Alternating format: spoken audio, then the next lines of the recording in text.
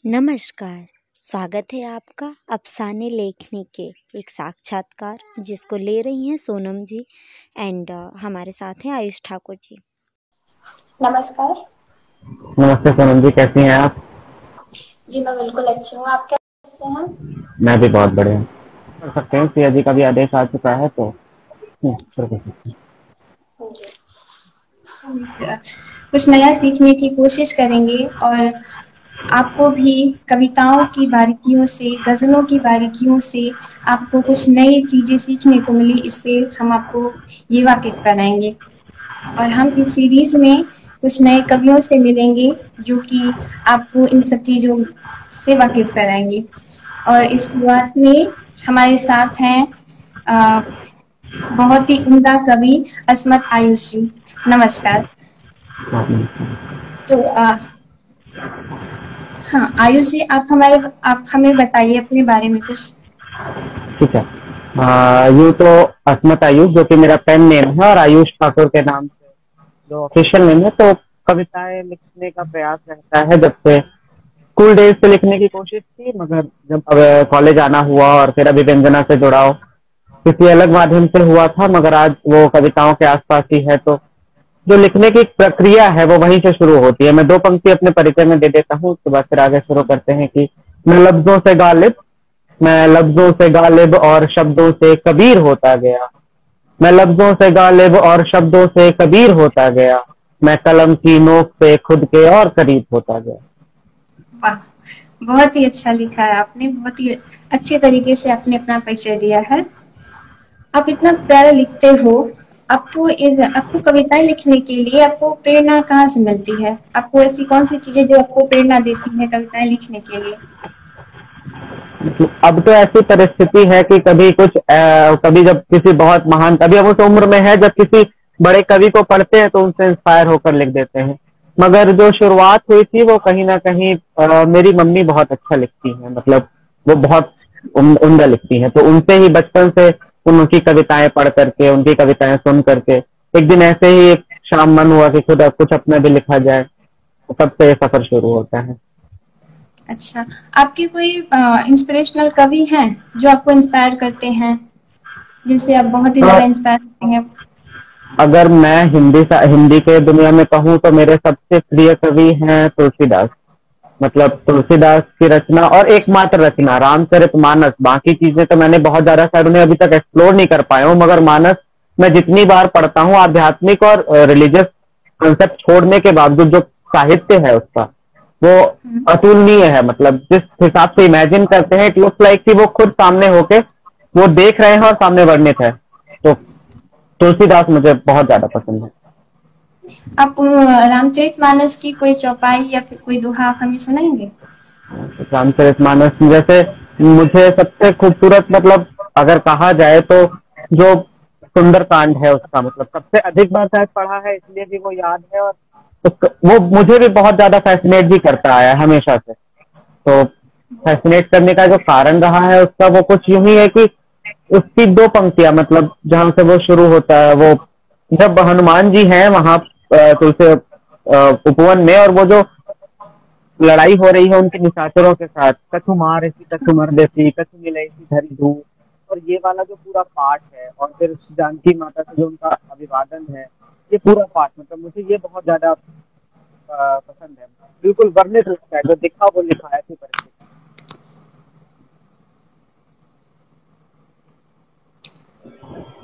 जी धन्यवाद।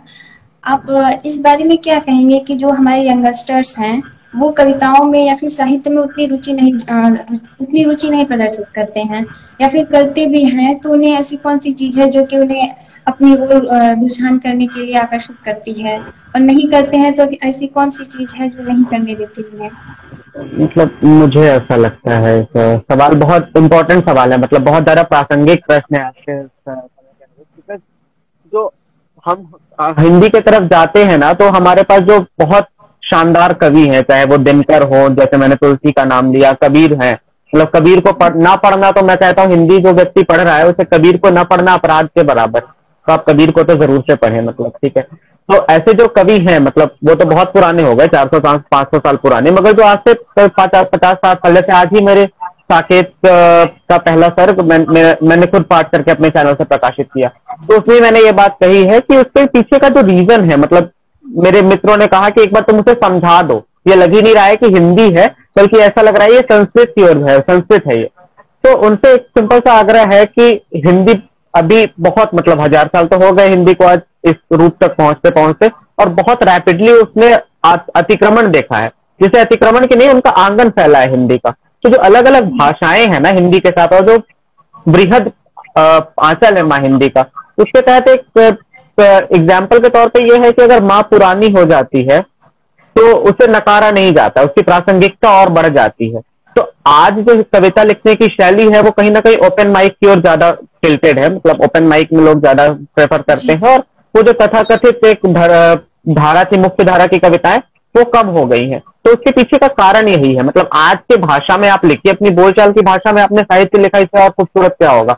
मगर जो आपका साहित्यिक धरोहर है, ये जो किताबें हैं, इनको आप न छोड़ें, बिकॉज ये आपको प्रेरणा देंगी लिखने के लिए। तो ये एक रीजन है, बिकॉज वो बहुत दूर हो चुके हैं, उस भाषा को समझने में बहुत ज्यादा विफल है आज की जनरेशन। हम आप हिंदी से जुड़े हैं तो कुछ शब्द समझ भी जाते हैं, मगर जो लोग थोड़े दूर हैं उनके लिए काफी कठिन है। तो उनके लिए महत्वपूर्ण है कि पढ़ें, उन्हें शब्दार्थ नहीं समझ में आएगा, मगर हाँ 2 बार पढ़ेंगे तो भावार्थ बिल्कुल पूर्णतः समझ में आ जाएगा। जी हाँ। तो मतलब आप कह रहे हैं कि जो शब्दावली है, अगर उसे थोड़ा आसान कर दिया जाए तो ये जो हमारे यंगस्टर्स हैं वो इसके प्रति रुझान प्रदर्शित करेंगे। बिल्कुल बिल्कुल, बहुत सरल है। मतलब भावनाएं तो हमारे आपके हर व्यक्ति के मन में होती हैं, तो जब भावनाएं हैं हम सबके मन में, तो अंतर सिर्फ उस भाषा का है, और वो भाषा हम तक पहुंच नहीं पा रही। तो उस भाषा, और जबकि अपनी भाषा, अपनी मातृभाषा जब हम तक नहीं पहुंच पा रही है, तो आवश्यकता है उस बीच के ब्रिज को बनाने का। तो उसी का एक आज प्रयास था जो मैंने साकेत डाला है अपने चैनल पे, बस वो उसी के प्रयास मात्र हैं। जी ओके। आप अपनी कोई कविता सुनाएंगे हमें, कविता या गजल जो आपको बहुत ही पसंद हो? बहुत पसंद मेरी कविता, कई कविताएं हैं। जैसे मैं एक मेरी कविता है तू राघव ना बन पाएगा, ठीक है, वो कविता बहुत प्रचलित है, मैं वो आपको सुना देता हूँ। थोड़ी बड़ी है लेकिन ठीक है, सुनाता हूँ मैं कविता आपको। तू राघव ना बन पाएगा, ये संवाद है, ये कविता यूट्यूब पर भी है, और एक संवाद है राम और रावण के बीच का, मरने के पश्चात। ठीक है, मैं कविता शुरू करता हूँ कि रावण के संवाद के साथ ये कविता है। मैं मई सुता का परम पूज्य, तू भूमि सुता का स्वामी है। मई रावण के ससुर जी के नाम है, और यहाँ से कविता रावण कहते हैं, मैं मई सुता का परम पूज्य, तू भूमि सुता का स्वामी है। ये पंचसती में सुशोभित वो देश निकाली रानी। मैं ब्रह्म कुल का प्रज्वल दीपक, तू क्षत्रिय धर्म अभिमानी है। तू काया कल्प में तुझसे 2 गुण, हूँ काया कल्प में तुझसे 2 गुण, तू बामन स्वरूप निज प्राणी है। मैं ज्ञान वेद उपवेद पुराण को कंठ सुसज्जित रखता हूँ। मैं ज्ञान वेद उपवेद पुराण को कंठ सुसज्जित रखता हूँ। तू अल्पकाल विद्याधन पातक, मैं मोल तेरा नहीं करता हूँ। मैं सबसे बड़ा हूँ रुद्र पुजारी, मैं सबसे बड़ा हूँ रुद्र पुजारी। मृत्युंजय को ललकार दिया, 10 चढ़ाकर मैंने शिवलिंग हिम से उतार लिया। और जंगल के बौने जुगल किशोर ने लंकेश नरेश को जीता। जंगल के बौने जुगल किशोर ने लंकेश नरेश को जीता है। दानव की दल अपदल सेना पर बंदर भालू रूप विजेता है। और सवाल पूछते हैं राघव जी से कि ए राघव तू ही बतला दे, तू ध्वस्त हुआ मैं उस रण में। हर कोटि तुझसे ऊपर होकर अपमान सहा मैंने जग में। और तब कौशलाधीश मुस्काए, लंकेश प्रिय को गले लगाए। बोले तात तू महाप्रतापी, तू सर्वज्येष्ठ, तू अविनाशी। किंतु तेरे इस मैंने में तेरे मति का निषेध किया। अहम ब्रह्म अस्मि के जब से अपना ही सर्वनाश किया। तू गर राघव रमणीया को, यहाँ पर राघव रमणीया माँ जानकी सिया जी के लिए है, तो कि तू गर राघव रमणीया को छल से न वशित करता। तू प्रेम की परम प्रतिज्ञा को बल से न खंडित करता। सुन अहंकारी दानव नरेश, मंदोदरी के प्यारे लंकेश। जब अहंग प्राणी पर राज करे, उसके यश का सत्यानाश करे। तुझको दिए अवसर अनेक विभीषण हनुमत अंगद समेत। तेरे स्वर्णिम लंका का दाह किया, फिर वन उपवन पर साध्य हुआ। जो तूने आखिरी भूल किया था, अनुज प्रेम निष्मोल किया। यदि सहोदर कद्र को ज्ञाता, तो तू भी लखन स्वरूप में पाता। ये पूर्व अंकित कुछ बातें हैं जो तुझको ग्लानि कर जाते हैं। प्रजावत तुझे भी तार दिया, मृत्यु काल तलक उबार दिया, अब ना तू बस दो गुण होगा, मुझसे तू दशक अवर्धन होगा। दशहरा में हम ये देखते हैं कि सबसे ऊंचे रावण किस जगह पे है। तो अब ना तू बस दो गुण होगा, मुझसे तू दशक अवर्धन होगा, तेरे कुल तभी साथ रहेंगे, विशाल काय प्रतिशाल रहेंगे, पर तू तभी फूका जाएगा, तू राघव न बन पाएगा, तू राघव न बन पाएगा। वाह, बहुत बहुत ही अच्छी कविता है आपकी। बहुत तो जी, आप कविताएं हैं, मतलब ये आपने इसमें शुद्ध हिंदी का प्रयोग किया गया है।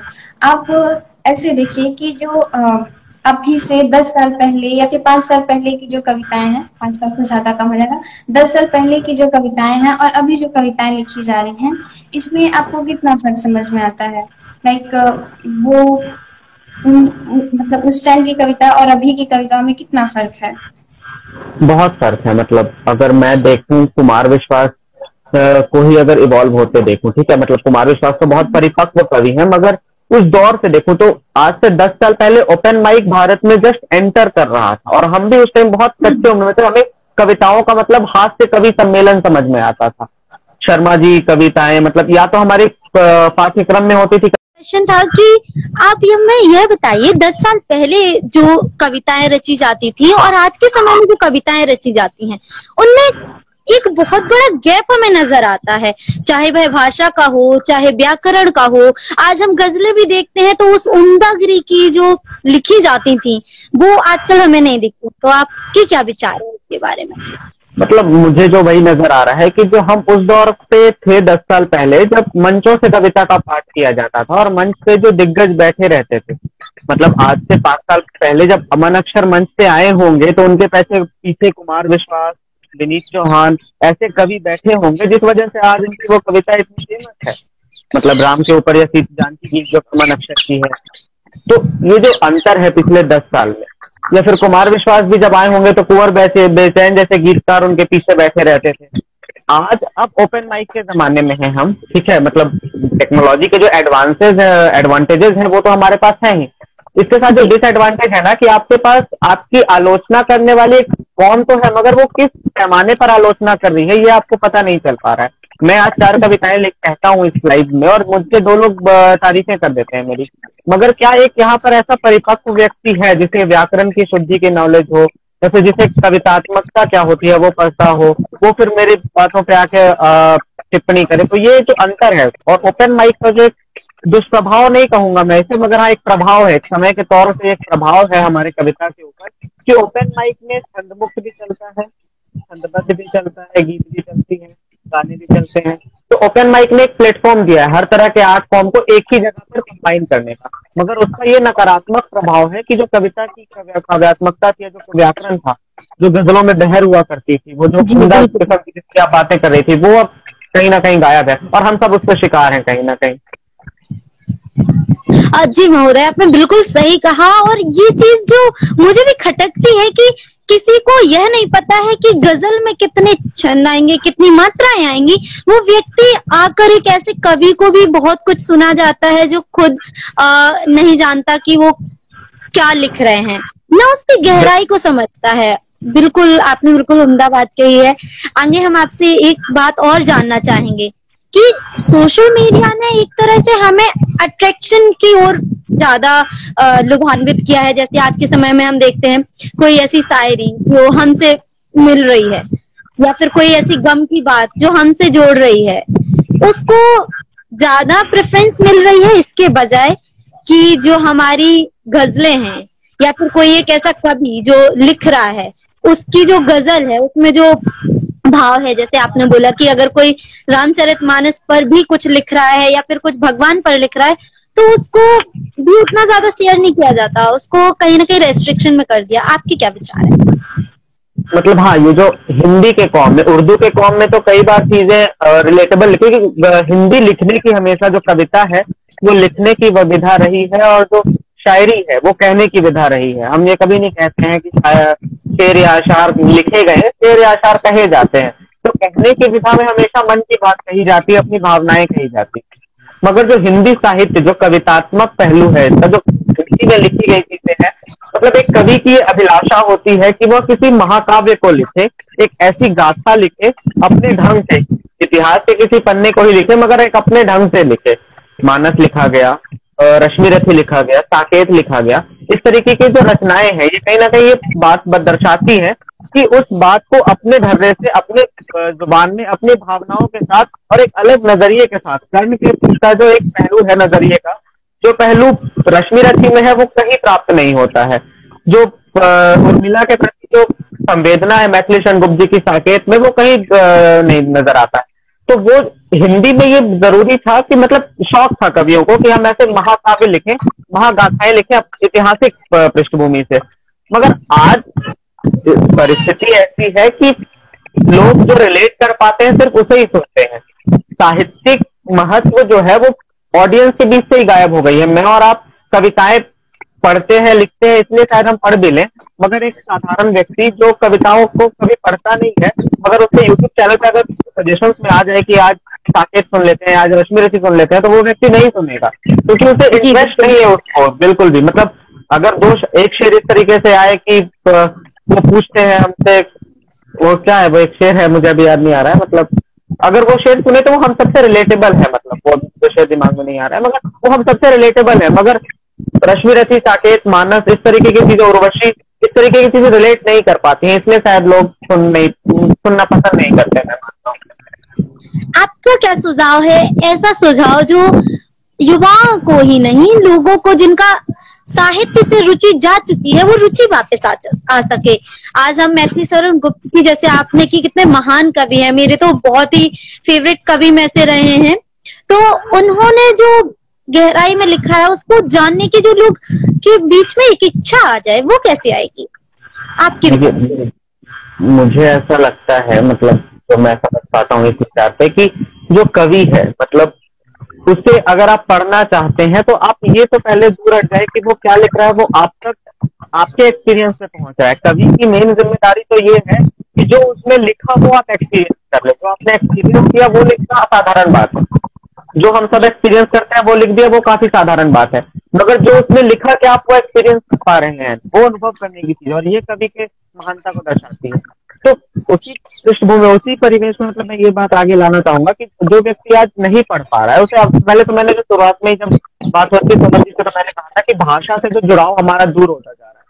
तो माँ बूढ़ी हो चुकी है, थोड़े बदलाव आ चुके हैं उनके भाषा शैली में, मगर हमें पहले तो उनके करीब जाना है, उस भाषा को समझने का प्रयास करना है। और आप जब एक बार उस भाषा में उतरेंगे ना तो फिर एक अलग महत्व नजर आएगा आपको। वो जो लयात्मकता है, छंदमुक्त कविताएं बहुत अच्छी कविताएं होती है, उसमें भाव बहुत प्रधान होता है और उसमें भी लय होती है, मगर छंद वाली कविताओं में जो लयात्मकता है वो आपको अपनी ओर आकर्षित करती है। आप जब तीसरा छंद पढ़ते हैं रश्मिरथी का तो आपको ना कृष्ण है ना दुर्योधन है, आपको बस एक कहानी पता और आप उसे पढ़ रहे हैं तो उसकी लयात्मकता आपको खींचती है। ठीक है, बिल्कुल।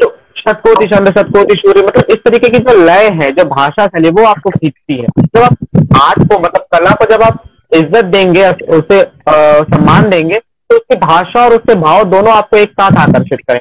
तो आवश्यकता है कि आप एक बार पढ़ना शुरू करें, बस इस तरीके से ना साइड कर दें कि ये तो सिर्फ कवियों का बात है, ये तो सिर्फ एक अलग वर्ग का काम है कविताएं पढ़ना और उन्हें बचा के रखना। ये पूरे समाज की जिम्मेदारी है साहित्य को बचा के रखना, तो सबको अपने हिस्से का हथौड़ा तो मारना पड़ेगा।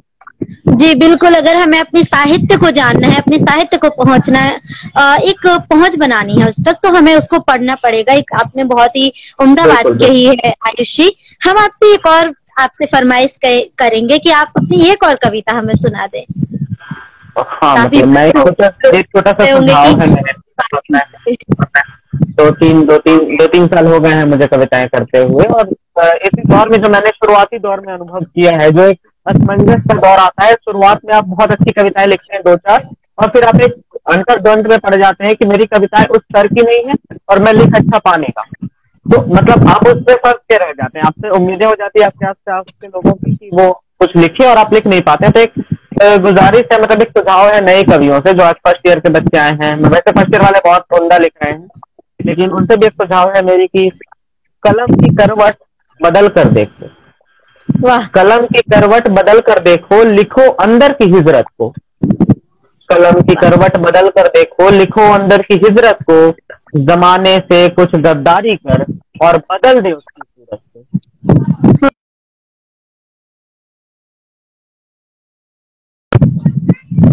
बहुत उम्दा। मतलब आपकी कविताओं में जो मुझे प्रेरित करता है आपको और जानने के लिए और आपको और ज्यादा आपकी कविताओं को पढ़ने के लिए, वह है आपकी भाषा और दूसरी आपकी कविताओं की जो रोचकता है, उसमें काफी गहराई है। काफी अच्छा लगता है जब हम सुनते हैं आपकी पोयम को। और जब मैंने फर्स्ट टाइम आपकी पढ़ी थी, बहुत ही उम्दा आपने लिखा था जो हमारे साथ शेयर किया था। बहुत बहुत धन्यवाद आयुष जी। अंत में अगर हमसे कोई भूल हो गई हो तो हम आपसे माफी चाहेंगे और नेटवर्क ग्लिच के लिए भी माफी चाहेंगे। ये मेरा सौभाग्य है। इतने कम उम्र में अभी कोई उपलब्धियां भी नहीं है। जब हम शुरुआती के दौर में सीखने सिखाने की उम्र में अगर साक्षात्कार देने का मौका मिले तो इससे ज्यादा और गर्व की क्या बात हो सकती है। तो ये बहुत बहुत ज्यादा गर्व का क्षण था मेरे लिए। बहुत धन्यवाद किया जी आपका भी और जिस्टे अल्फाज का भी बहुत बहुत शुक्रिया इस बात के लिए। जिस्टे अल्फाज की पूरी टीम की ओर से आपको आपके भविष्य के लिए बहुत सारी शुभकामनाएं और हम आशा करते हैं कि हम आपको ऐसे ही परेशान करते रहें और आपसे यूं ही हम साक्षात्कार करते रहें और आपसे कुछ सीखते रहें, जिससे कि हमारे जो युवा है वो जान सके कि कविताएं सिर्फ आज के समय में इतना ज्यादा हो गया है, क्यों मच गया है कि सब लोग थोड़े होते हैं ना मोह, कृष्ण जी कहते हैं कि मोह में ज्यादा बह रहे हैं। हाँ, मतलब आप पढ़े साहिर लुधियानवी को तो आप जरूर पढ़े इस दौर में, जिस दौर से हम गुजर रहे हैं। मतलब शायद मैं फैज की एक शायरी के साथ कहूंगा कि दिल ना उम्मीद नहीं नाकाम ही तो है, मगर लंबी है गम की शाम शाम ही तो है। तो अब दौर हम छटते जा रहे हैं। हम सबको शुभकामनाएं इस बात की कि हम उस लड़ाई को जीत के आ चुके हैं। हम सब आज अगर जीवित बच पाए हैं तो हमने वो लड़ाई जीत ली है व्यक्तिगत तौर पर, जिस दौर से भारत गुजरा है पिछले कुछ दिनों में। तो इसके लिए सभी जो दर्शक भी हैं और आपको भी बहुत सारी शुभकामनाएं, जिससे अल्फाज को भी आगे के लिए बहुत सारी शुभकामनाएं। जी आपको बहुत बहुत धन्यवाद। बहुत बहुत धन्यवाद है। और मैं आपको नमस्कार नहीं कर सकती क्योंकि एक हाथ से मोबाइल पकड़ रखा है। तो मेरी आपके लिए बहुत सारी शुभकामनाएं और हम आशा करते हैं कि आज के दौर में फिर से वो दौर लौट कर आए जहाँ पर साहित्य को पढ़ा जाए और रश्मि रथी और शकुंतला जैसी कुछ महान रचनाएं फिर से रची जाए। जरूर जरूर जरूर। बहुत धन्यवाद आपका।